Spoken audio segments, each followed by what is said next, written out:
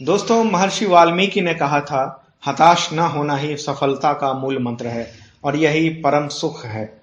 उत्साह ही कार्यों को सफल बनाता है। इस मोटिवेशनल वीडियो का टॉपिक भी इसी पर आधारित है।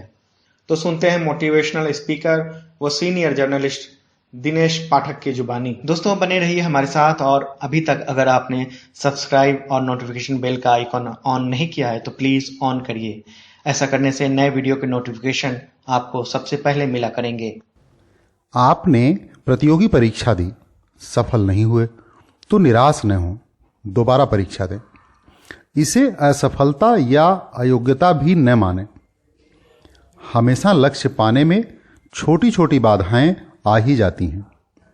सिविल सेवा की परीक्षा में अगर आप मुख्य परीक्षा तक पहुंचने के बाद विफल होते हैं तो भी निराश न हो, फिर से प्रयास करें। आपकी निराशा आपको, समाज को और देश को भारी नुकसान पहुंचाएगी। याद करें अपना बचपन, जब आप मोहल्ले में दौड़ लगाते थे, साइकिल चलाते थे, कई बार चोट लग जाती थी, तब भी तो आपकी दौड़ बाधित होती थी। आप घर आते थे, मां से मरहम लगवाते थे और अगले दिन फिर वही शरारत यानी दौड़। मां मना करती और आप नहीं मानते। जब उस चोट के लगने से आपने दौड़ नहीं बंद की तो एक या दो बार विफल होने से परीक्षा से निराशा क्यों? एवरेस्ट पर चढ़ने की कोशिश बहुत लोग करते हैं, लेकिन सभी को सफलता नहीं मिलती। जो लगे रहते हैं उन्हें ही सफलता मिलती है। आजकल अच्छे स्कूलों में प्रवेश के लिए माँ बाप की परीक्षा होती है। काफी भाग दौड़ के बाद भी यह जरूरी नहीं कि मनचाहे स्कूल में उनके बच्चे को प्रवेश मिल सके।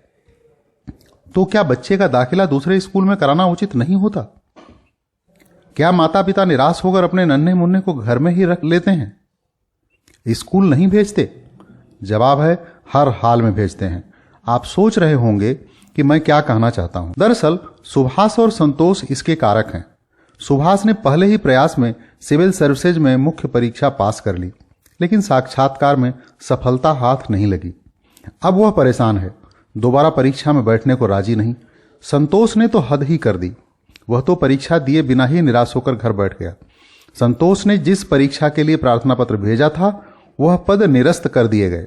विज्ञापन देखने के बाद जैसे संतोष का सब कुछ लुट गया हो।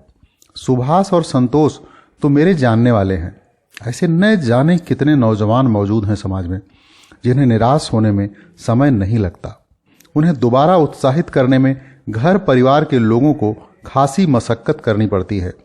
दोस्त अलग से परेशान होते हैं। दोबारा परीक्षा न देना, छोटी छोटी असफलताओं पर निराश होना किसी भी युवा के लिए ठीक नहीं। ऐसा नकारात्मक सोच के युवा करते हैं। सुभाष भी इसी श्रेणी का है। घर वालों की तमाम कोशिशों के बाद सुभाष ने परीक्षा दी और इस बार वह सफल भी रहा। अब वह डीएसपी है। संतोष फिर भी खाली है।